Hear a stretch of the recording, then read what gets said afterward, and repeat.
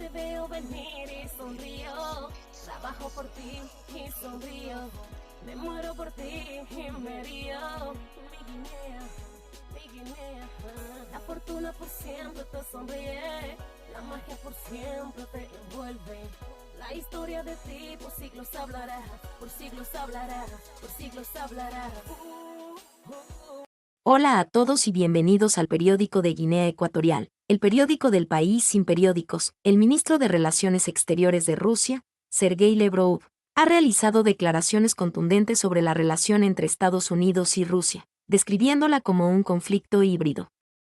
Aunque oficialmente no están en guerra, Lavrov sostiene que las tensiones han alcanzado un punto crítico, especialmente en el contexto de la guerra en Ucrania, donde ambas naciones apoyan lados opuestos.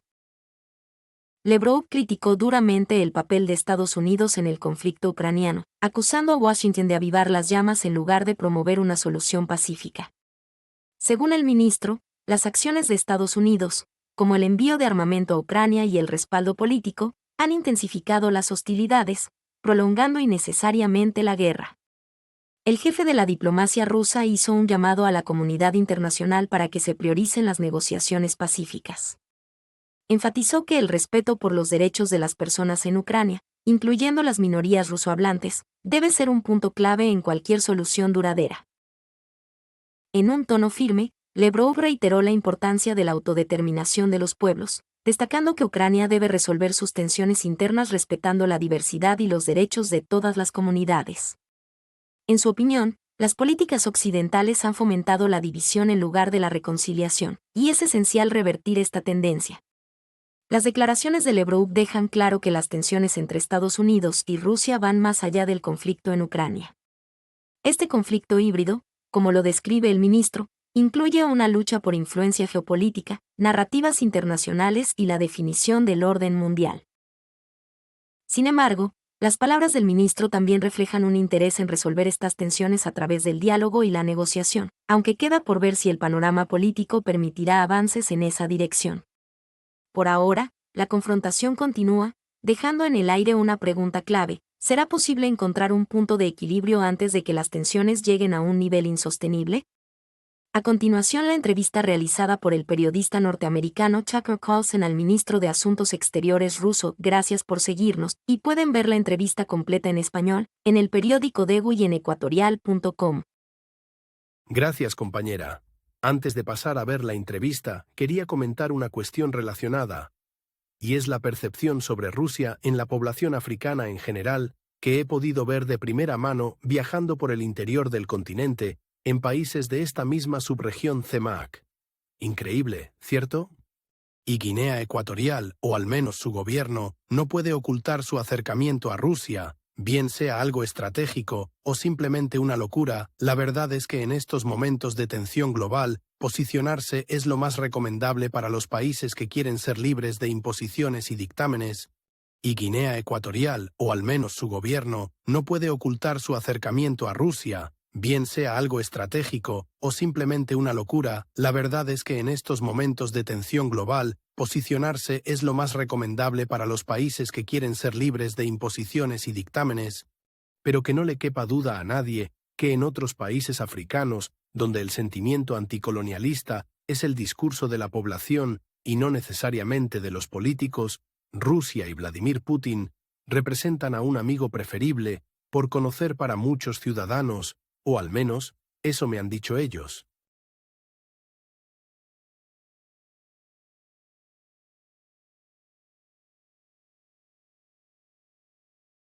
Ministro Lavrov, gracias por hacer esto. ¿Crees que Estados Unidos y Rusia están en guerra ahora? No diría eso. En cualquier caso, esto no es lo que queremos. Nos gustaría tener relaciones normales con todos nuestros vecinos, por supuesto, pero en general con todos los países, especialmente con un gran país como los Estados Unidos.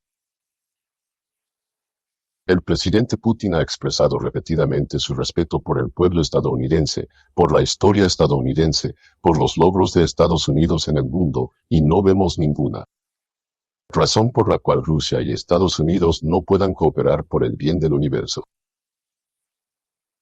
Pero Estados Unidos está financiando un conflicto en el que ustedes están involucrados, por supuesto, y ahora está permitiendo ataques contra la propia Rusia.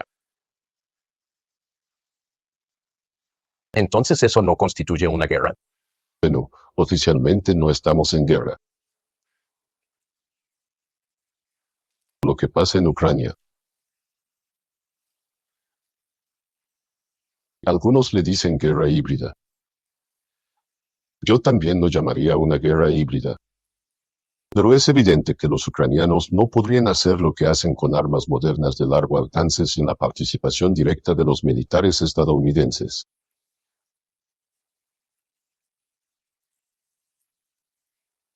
Esto es. Sin duda, es peligroso. No queremos agravar la situación, pero dado que se están utilizando ATACMS y otras armas de largo alcance contra la Rusia continental, por decirlo de alguna manera, estamos enviando señales, y esperamos que la última, hace un par de semanas, la señal con el nuevo sistema de armas llamado Oresnik, haya sido tomada en serio.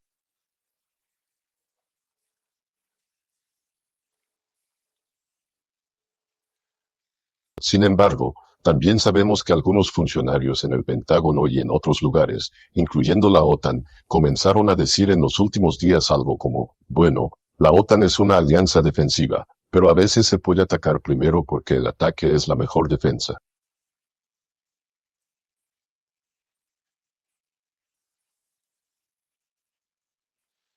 Algunos otros en Stratcom, creo. Buchanan es su nombre, representante de Stratcom, dijo algo que permite que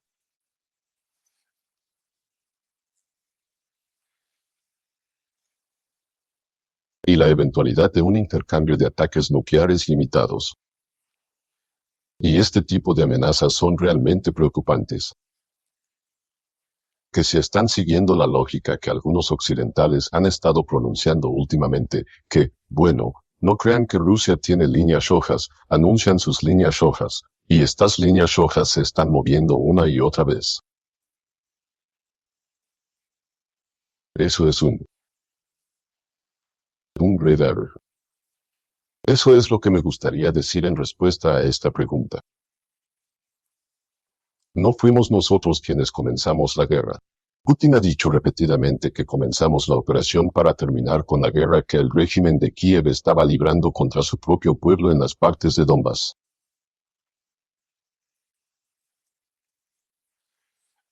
Y justo en su última declaración, el presidente indicó claramente que estamos preparados para cualquier eventualidad, pero preferimos firmemente una solución pacífica a través de negociaciones, sobre la base del respeto a los intereses legítimos de seguridad de Rusia y al respeto hacia las personas que viven en Ucrania.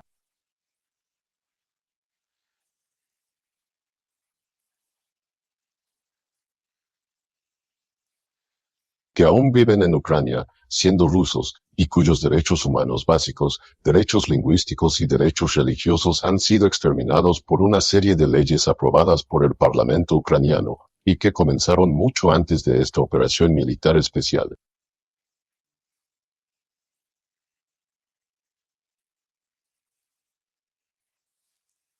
En 2017, se aprobó una legislación que prohibía la educación en ruso, prohibía los medios rusos que operaban en Ucrania y luego prohibía los medios ucranianos que trabajaban en ruso.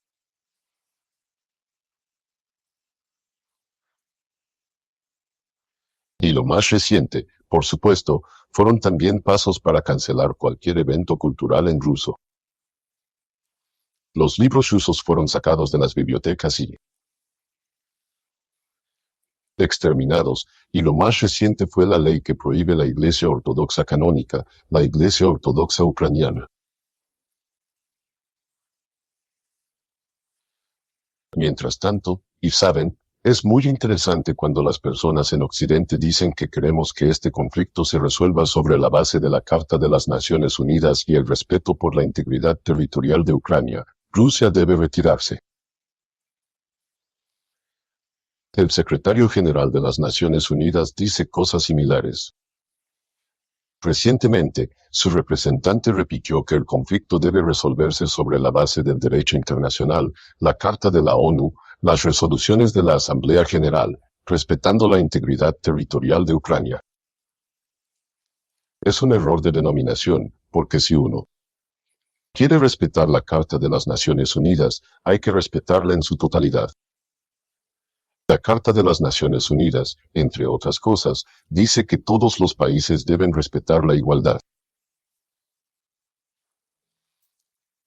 los estados y el derecho de los pueblos a la autodeterminación. Y también mencionaron las resoluciones de la Asamblea General de las Naciones Unidas, y está claro que lo que quieren decir es la serie de resoluciones que aprobaron después del inicio de la operación militar especial y que exigen la condena de Rusia. Rusia debe retirarse del territorio de Ucrania según las fronteras de 1991. Pero hay otras resoluciones de la Asamblea General de las Naciones Unidas que no fueron votadas, pero que fueron consensuadas. Una de ellas es sobre los principios de relaciones internacionales basados en la Carta de la ONU. Y dice claramente, por consenso, que todos deben respetar la integridad territorial de los estados cuyos gobiernos respeten el derecho de los pueblos a la autodeterminación y que, por lo tanto, representen a toda la población que vive en un territorio determinado.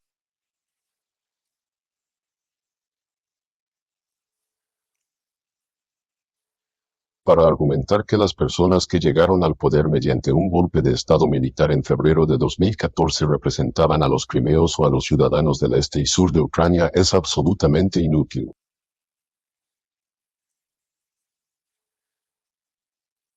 Es obvio que la gente de Crimea no apoyó el golpe. Querían que los dejaran en paz y no meterse. Donbass igual. Crimea votó. Decidieron volver con Rusia. El Donbass fue declarado por los puchistas que llegaron al poder como un grupo terrorista. Fueron bombardeados y atacados con artillería. La guerra comenzó, pero fue detenida en febrero de 2015. Y se firmaron los acuerdos de Minsk, y estábamos muy sinceramente interesados en cerrar este drama viendo la implementación total de los acuerdos de Minsk. Fue saboteado por el gobierno que se estableció después del golpe de Estado en Ucrania. Hubo una demanda de que entraran en un diálogo directo con las personas que no aceptaron el golpe. Hubo una demanda de que entraran en un diálogo directo con las personas que no aceptaron el golpe. Y así, nada de esto se hizo. La gente en Kiev decía que nunca hablarían directamente con ellos. Y esto a pesar de que la demanda de hablar directamente con ellos fue respaldada por el Consejo de Seguridad. Y dijeron que eran terroristas, que los estarían combatiendo, y que morirían en sótanos porque ellos eran más fuertes.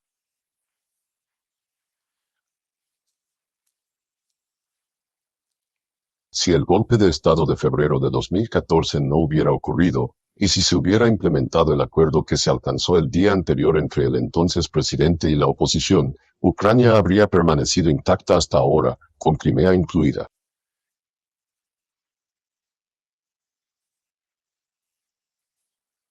Está clarísimo. No cumplieron con el acuerdo. En su lugar, organizaron un golpe de Estado. El acuerdo, por cierto, contemplaba la creación de un gobierno de unidad nacional en febrero de 2014 y la celebración de elecciones anticipadas que el entonces presidente habría perdido.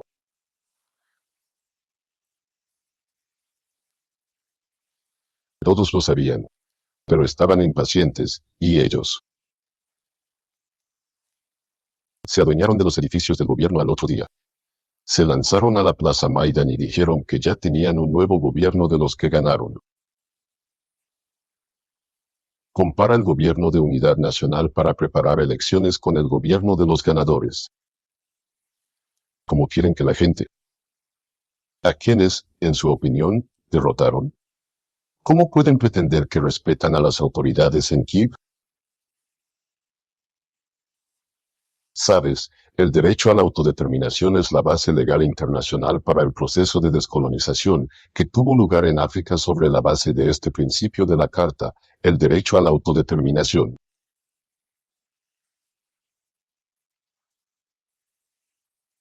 Las personas en las colonias nunca trataron a las potencias coloniales, a los amos coloniales, como alguien que los representara, como alguien a quien desearan ver en las estructuras que gobernaban esas tierras.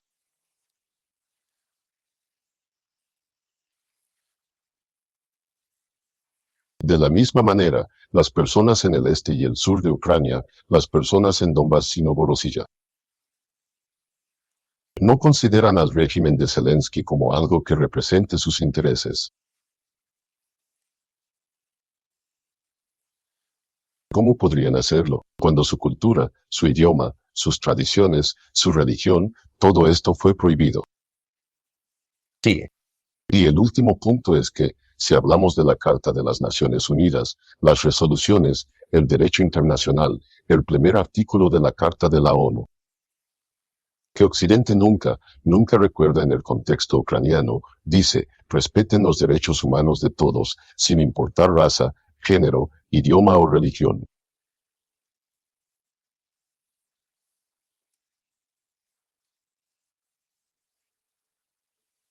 A cualquier conflicto. Estados Unidos, Reino Unido y Bruselas intervendrían diciendo que se violaron gravemente los derechos humanos. Dirían que hay que restaurar los derechos humanos en esa zona. Ucrania. Nunca hablaron claro de derechos humanos. La ley está acabando por completo con los derechos de los rusos y los que hablan ruso.